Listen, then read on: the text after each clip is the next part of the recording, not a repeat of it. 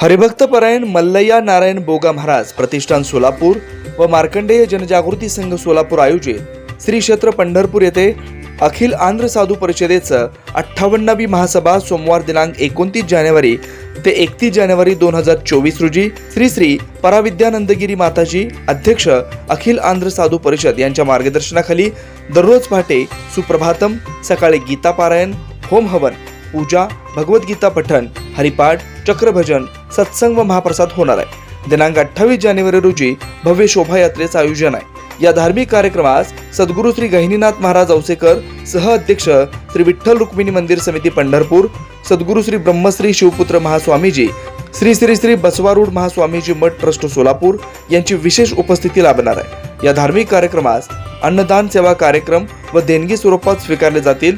आपले विनीत श्री मार्कंडेय जनजागृती संघ, संपर्क किशोर व्यंकटगिरी 9552 2186 41।